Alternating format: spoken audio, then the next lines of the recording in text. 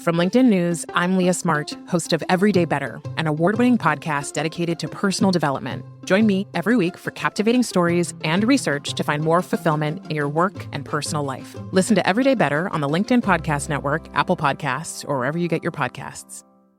From LinkedIn News, I'm Jessie Hempel, host of the Hello Monday podcast. Start your week with the Hello Monday podcast. We'll navigate career pivots. We'll learn where happiness fits in. Listen to Hello Monday with me, Jessie Hempel, on the LinkedIn Podcast Network or wherever you get your podcasts. Hello, my friends, and welcome to another exciting episode of Negotiate Anything. Negotiate Anything is produced by the American Negotiation Institute, and with over 3 million downloads and listeners in over 180 countries, listeners just like you have made this the #1 negotiation podcast in the world. I'm Kwame Christian, and I'm the director of the American Negotiation Institute. We're growing, and I want to introduce you to our new team members and new trainers.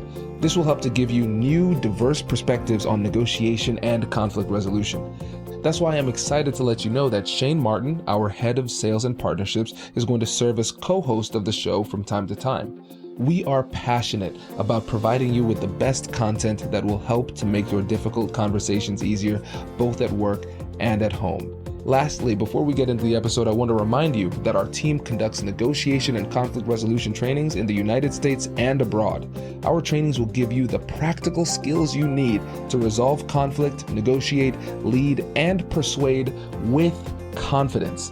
Click the link in the description below to learn how we can help to make your difficult conversations easier. And now, let's get to the show. Henri, thanks for joining us today. Thank you for having me, Kwame. Man, it is my pleasure, my friend. So how would you get us started by telling us a little bit about yourself and what you do? Yeah, thank you. Thanks again. I'm a risk management professional and also a mentor to many young immigrants. And I'm the author of the new Immigrant Playbook and the co-host of the Diaspo podcast. My wife and I are both hosts of that podcast where we talk to immigrant like us, immigrant and first generation citizen about their personal stories and professional successes. And they share those stories so that other people who are coming to this country or any other country around the world can learn from those stories. I'm also an aspiring speaker. I'm hoping to be able to speak to students and their faculties, and then to talk to employers who employ immigrants. And I'm happy to also talk to NGOs who are helping refugees and new immigrants to this country or any other countries, and to international organizations as well.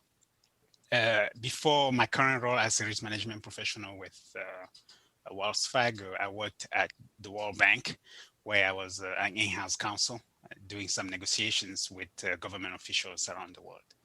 Fantastic. Yes, thank you. This is great. I've been looking forward to this for a while. And listeners, you might not know because of my ability to code switch. This is my business American accent, but my family's from the Caribbean originally. Dominica is where my dad is from, and Guyana is where my mom is from. And when I showed my mom the title of your book, the new Immigrant Playbook, she was so excited and at the same time so disappointed because she said, "I just wish I had something like this when I came to this country." And ever since she took it, I have never seen the book since. So That's actually good to hear, because the idea when I was writing the book was to share my stories. I'm originally from Cameroon. I grew up in a small village to subsistence farmers. And as I was traveling from Cameroon to South Africa and now to the United States, there are a lot of challenges that I faced on the way, especially because English was not my first language. I had to be able to find a way to finance my educations and things like that. And also when you come to the United States, there are some informations that you don't always have access to, or that, it's not easy to find in one place.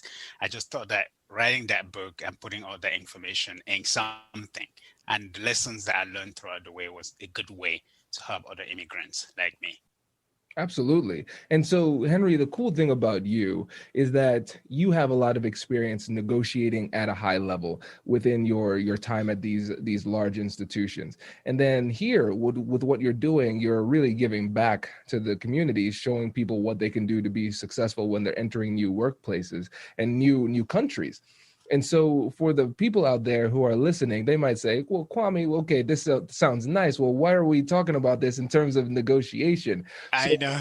So for the listeners out there, tell us why just the story, the principles that we can glean from this, and really the key parts of this are going to be beneficial not only to new immigrants but also people who have lived in this nation for a long time. Yeah. And one thing I want to say, that I've not always been a negotiator, right? I have stories of times where I never negotiated. And then at the end, I will bang my head. I'm like, what happened to you, right? And I worked at the World Bank and I did all those negotiations. But before I get to that level where I could negotiate, being around the table as the lawyer representing the World Bank, I was that young immigrant who had to accept the job and maybe negotiate the salary. I didn't do that, you know. So and then as time passed, I started to realize that, hey, I think I made a big mistake. But I'll tell you a little bit about a story that I'm still kind of ashamed about, because that's when I moved to the United States and then I accepted the job at the World Bank in 2012. And when the job offer came, I just accepted. And I didn't even take the time to read all the small things in the offer. I was just so excited. I had this salary. I've never had such a salary before. And, you know, the job offer was coming from the World Bank. I thought I was just so lucky. And then what I realized a few weeks in the job was that my colleagues who came with me at the same time as a legal associate, they had been in the country for some time, and some of them were American, and they was thinking that the salary that we're getting was not enough, considering the market, Washington, D.C., and also considering the fact that we were graduates from law schools, right? They call us, we sat around the table around lunch and we were talking about our salaries. They're like, we have to figure a way to go to the legal associate manager to talk about the situation. And I remember telling them, guys, I think we should kind of slow down a little bit. We must consider ourselves lucky to be here today, because there are a lot of people out there trying to be in our places. They just looked at each other and kind of like, what is he talking about, I guess. But I've never really talked about it again with them. But and that just came from the fact that I was young, inexperienced, and I just accepted the job at a prestigious organization. But I never really took the time to understand what was in there. What should I have negotiated?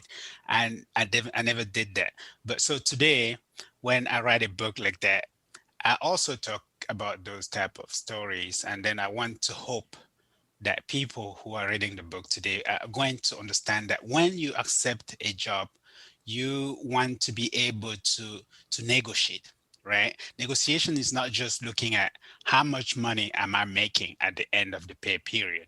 There are a lot of things that you have to take into consideration, especially as an immigrant, for example. You want to look at, where am I going to be living? What's the cost of living in that area? And then, of course, you also want to be looking at what is the compensation package, right? So things like that are things that I think I would like to be able to talk about and share with others, so that they understand that being where I am today, having worked at the World Bank, doesn't mean that, it's always been like that in terms of negotiations. Right. Oh, it makes a lot of sense. And I think there's a lot of wisdom in this that we can all learn from, right? And so the first thing is the power of mindset, because the mindset that your colleagues had at that time, they said, listen, I know my value, and my value is more than what I'm currently earning. And that is compelling me to then ask for more. And then for you at that point, this was the first job that you got in the States. It was a prestigious job at the World Bank, not just the World Bank, right? I know. And so you said, I am quite happy where I am, and I don't want to risk this position. I've recognized that this is a mindset that happens a lot with immigrants, happens a lot with minorities, and especially if you are somebody who you might be a first generation college student or somebody who is really blazing the trail for your family or community, doing something new. Compared to everybody else that you know, you're doing so much better. I am happy. I don't want to risk it. And so we have to understand that mindset in order to overcome it, right? We have to think differently about it, and then we can move forward. But if you really don't know that there is another way to think, then you wouldn't even know that a change needs to be made. Yeah, that's true. That's very true. So there is that lack of knowledge, right? The first aspect of it. And the other one is a challenge that I think is just has to do with maybe feeling maybe a little bit insecure, knowing where you come from and knowing what you're looking at. You don't have the time to definitely say, hey, let me stop a little bit and think about this. Is this fair or is it not fair? No, people don't think about that. When the job comes, the job offer comes, they click yes without reading everything. And what I'm trying to tell people is that you have, especially as an immigrant and being in those situations, there's a lot going in your mind. It could be that your papers depend on that job offer and you don't have the time to look. You just want that paper and you forget that you can actually negotiate to get better, or maybe to get a better offer, right? But people don't always have the time to think about that. So that challenge, and also thinking that they may have to engage in some form of difficult conversation, because that's what it is, right? How are you going to start from your position asking your employer to give you more money when you have other issues like getting your paper renewed, you want getting a job and starting supporting your families back home, and here you saying they say I should negotiate. So they are afraid. They don't want to engage in that. Recently, I conducted a short survey. I'm still receiving responses for that survey. It's a question I ask many immigrants. I've received more than 110 responses so far. Why did you negotiate your first salary when you move and you live, when you move to the country where you live today? And then if you didn't negotiate, why? Is it because you were lucky, you thought you were lucky to have the job, thankful to have the job, or is it because you didn't know that salaries were negotiable? And many people respond and tell you, the majority of the responses that I've received is that I didn't negotiate because I was afraid of losing the offer. I was afraid, I didn't know that salary was negotiable. I was thankful for the job. And so when you hear things like that, you can tell that people they don't have that mindset of, I can negotiate my salary. They have a mindset of, thank God I get this job.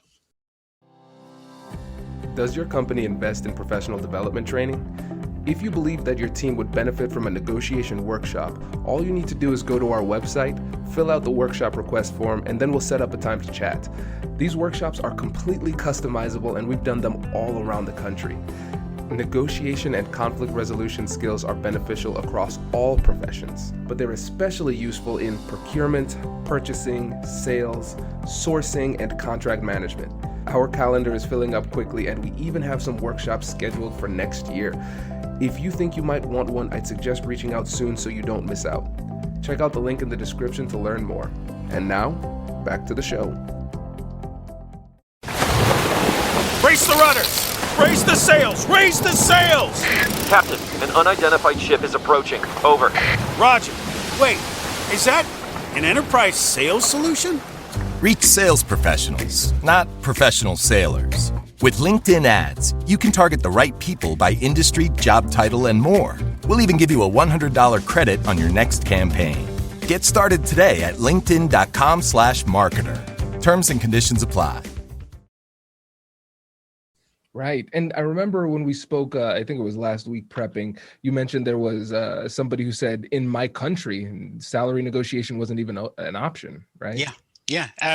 One respondent said that this was someone in Italy. They said that salary in Italy is not negotiable. I just stopped a little bit and thought about it. I was like, is this even possible?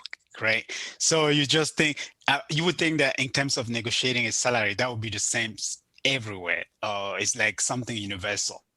But people to say that, it goes to tell you that, there is still kind of a lack of information out there about people and their salary. Some other people will tell you that, hey, the job offer, the job description had a salary that was already there, so I didn't negotiate.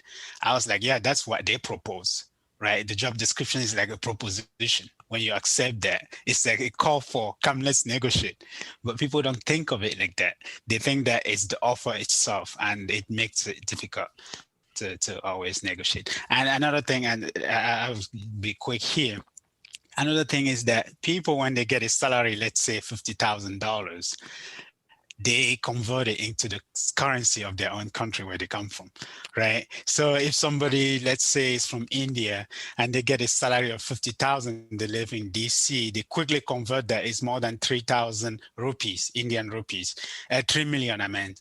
And then imagine someone, so when we say 3 million rupees, you want to also look at the median, or let's say the common salary in India or Delhi, right? You see that the common salary there is around maybe 900,000 rupee, but you're making 3 million rupees.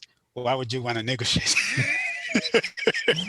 Yeah, Right. that is something that I've heard pretty frequently too, because they are always thinking in the context of their homeland, right? My family did the same thing. You're always thinking, okay, what is this at home? My goodness, I am doing well at home. Well, you're not home. You have American expenses. That's the challenge. And I think it's really challenging too, because you almost feel as though you're in some kind of alternative universe, because you said, yeah, when I calculated the money beforehand, it felt like a lot. And then I came to the States, and now I'm earning it. I see it coming into my bank account, but it doesn't feel the same. Doesn't feel like I thought it would. And they feel like the negotiation opportunity has passed, or they feel a little bit deceived, but it's a frustrating position to be in. Yeah, that's true. And another thing is that as soon as they accept the salary, 50,000, they divide it by 12 days, like, oh, that's about 4,000 per month. At the end of the month, they get something like 3,800 or 2,800. They start asking themselves, what did that employer do to my money? They forget that. What they actually got was the gross. So you want to invite people, when they receive a job offer, to take the time. You don't have to respond immediately when the offer hit your inbox. You have to take a day. Sometimes they can actually give you up to a week to think about it. And that's for you to think about and decide on how to negotiate. You can negotiate for something else other than asking for higher pay. You could say that, hey, what about I work remotely? Because I cannot afford living in the city where you are based with that salary, right? Or what about a better health package or things like that? So people don't think in terms of that. And the idea is that, they don't have the time or the mindset to start deciding or thinking that, hey, I could actually negotiate this and get a better deal than what is being offered. Yeah. Oh, that's great. And in your experience, your personal experience and things that you've seen from fellow immigrants, what are some other areas where negotiation could be a challenge? I come from Cameroon, as I mentioned earlier. And in Cameroon, I would take the example of Lagos. On the street of Lagos, you could negotiate anything. So when someone tells you that I'm selling this dress for like 200 nairas, you know that dress should be somewhere around 75 or 100 nairas, right? You negotiate. But when people travel out of that culture and they come to a country like the United States, it's different. They also, like I mentioned earlier, there's again insecurity in terms of negotiating or thinking in terms of, can I negotiate this? Can I negotiate that? For them, it's a very difficult conversation to even start. For example, if someone is hiring a service provider to their home to get something fixed or do this or that around the house, when the contractor sends them the contract, they automatically think that, oh, this is how much it should be, and they go ahead and pay for it. That's not what they should do. I call them to think and decide to do research about what they are being offered. Like, how much are you being charged for the labor? how much are you being charged for the part, and how much are other companies charging for that same service. You want to take that time and negotiate. For example, recently we got our doors and windows replaced, and the contractor said that 20,000 for the high end, 16,000 for the middle one, and then 12,000 for the cheaper one. I was like, I don't want the cheaper one. I don't think I can afford the highest one, but can I get the middle? Can I get the higher one at the price of the middle one? They were like, so you want to get the 20,000 one for 16,000? I was like, yeah. He was like, let me talk to my manager and I'll get back to you. I was like, take your time, I'll wait. He went and spoke to his manager, and then he came back. He said, oh, my manager said you can actually do it. So we'll just meet you in the middle at somewhere around 18. I was like, yeah, we can do that, right? So if I hadn't asked, right, you think that everything that they were telling you is just in your favor and that they're doing you all these favors. No, you want to know how much are you charging me for this and that before you decide on, yes, I'm going to go with you. But many people don't do that because they don't know. If you go to Best Buy, I'll ask, where is the open box items? I'll go to the open box section and look for items that are open box. They're still new. Recently, we bought washer and dryers for less than $1,000, which if we were to buy those new, we're going to have to spend like 1,600, right? So you have those small things that people don't know that I encourage them to do on a day-to-day. Yeah, this is great. And it's a great example of why we named the podcast Negotiate Anything, because I want people to start thinking about it. Negotiate anything. Oh, I could negotiate this, right? And it's a good mental exercise too, just to kind of flex those negotiation muscles every once in a while and say, all right, let me at least try. Let me ask, and a simple rule that I like to follow is that the higher the price tag, the more room there is for negotiation. If I'm buying something for $1 and I'm negotiating, I mean, we have very little wiggle room here. But the example you gave with $20,000 with a contractor, yeah, there's some fluff built into that. Yeah, and I think that's a great example. That's it. And when you negotiate good, at the end you can actually pay tips. Right? Seriously. I needed to replace the bathroom exhaust fan. I contacted a few contractors. Another one said, oh, for me to come out, you have to pay me $59 for the coming out fees. I was like, okay, I don't need you. The other one said,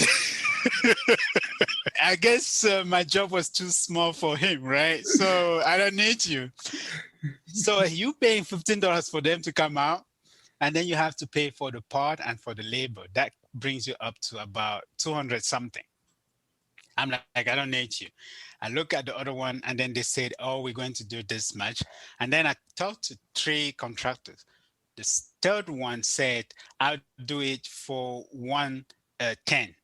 You have to buy the part.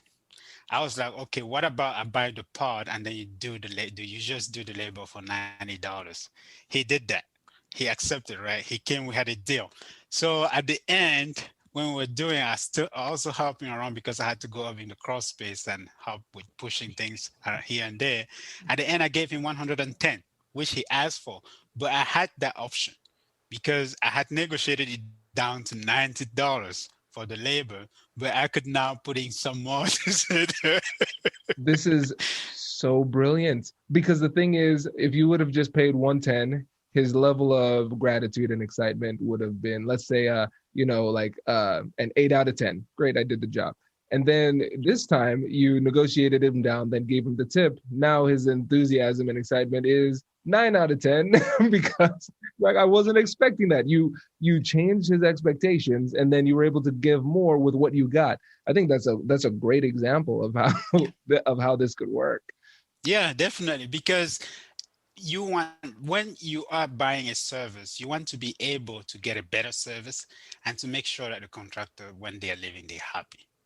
If they come at a higher end, chances are that at the end, you might still find something that they didn't do right, or that in the time you want to pay, you kind of just feeling like, is it even worth it? And then you're not really happy with the job, right? You want to make sure that you are in a place where you feel comfortable and that they are happy, you are happy. You can even tip them.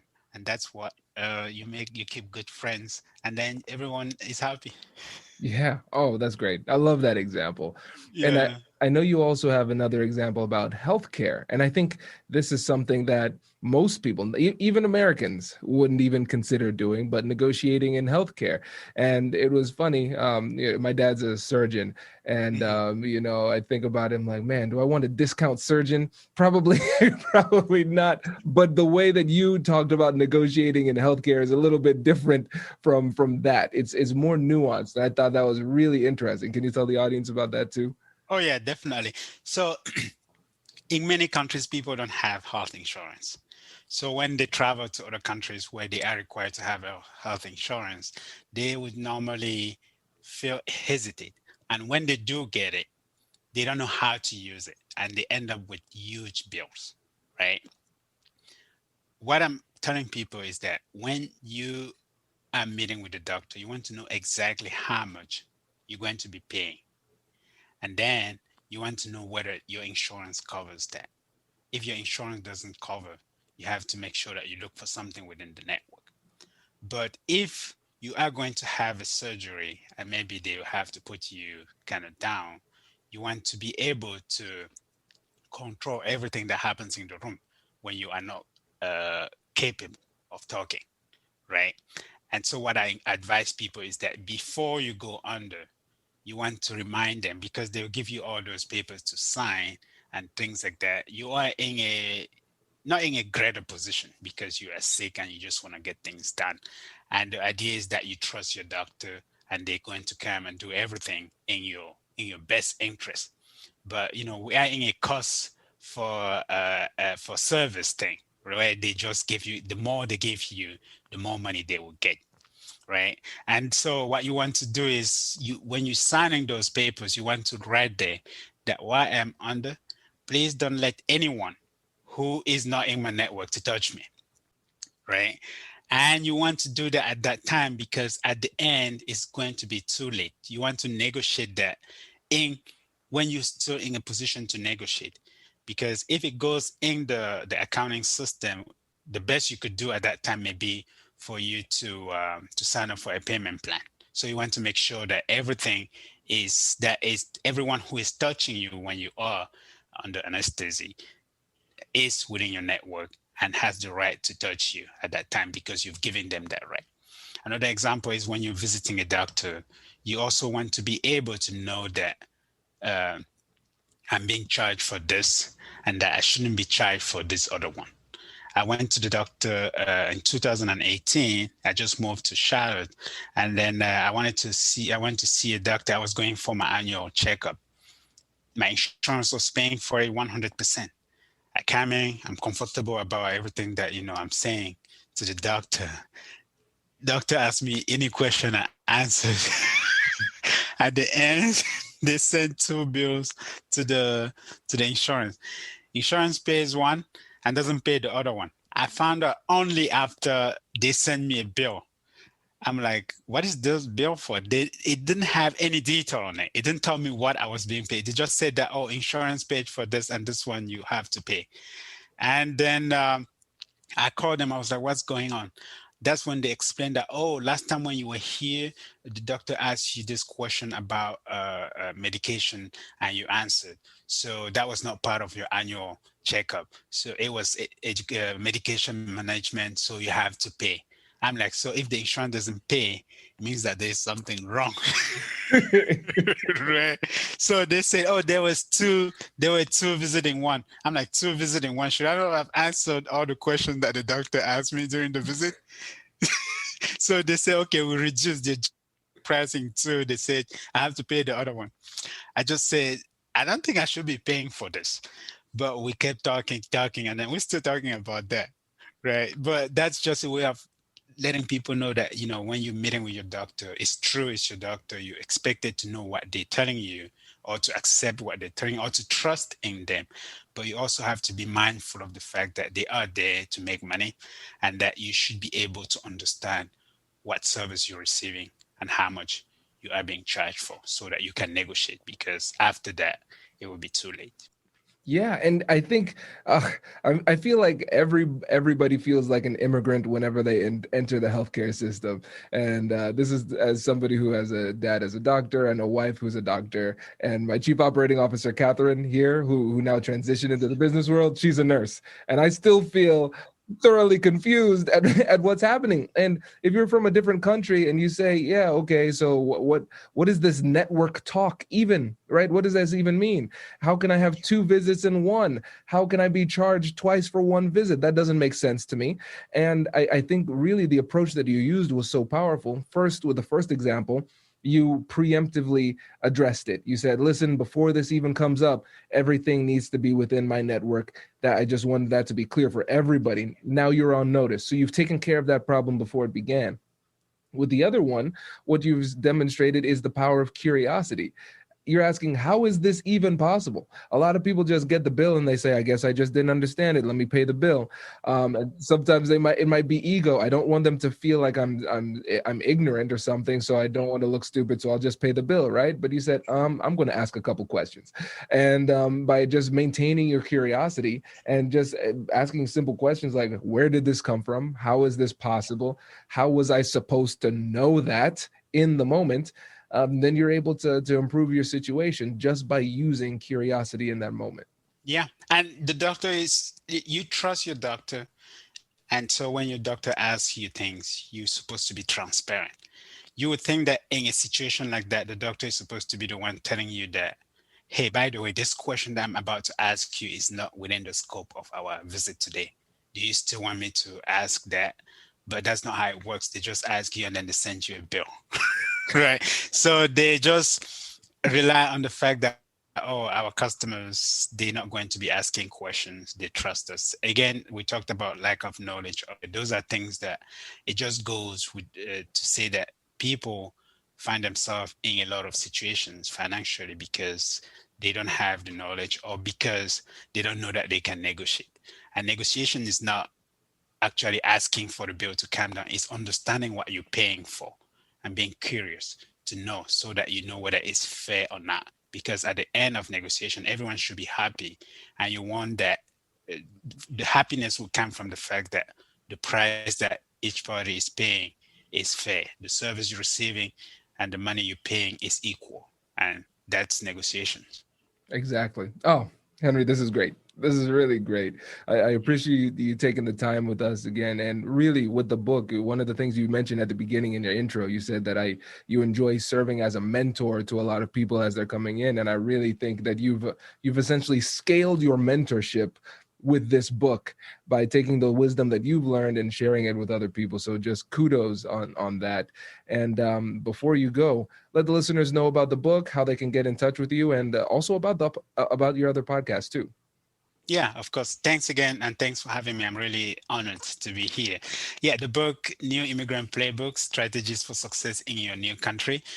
Basically, I have 90 days plan, 6 months plan, 1 year. So things that you have to do within the first year when you come to a new country. So that's how the book is divided. And so here you learn about how to start thinking about learning language, how to start thinking about getting your education evaluated and things like that. The book is available on Amazon and you can access it through the book's website, also newimmigrantplaybook.com. I have my personal website, Henri Nkuepo. It's Henry, Henri, and Nkuepo is Nkuepo.com. And you could just click to the link to Amazon to purchase a copy there. I really appreciate that. And of course, if the book is not for you, if you think it's not for you, please recommend it to a person or two that you think would benefit from having the book. And about the podcast, we are everywhere where you can find a podcast.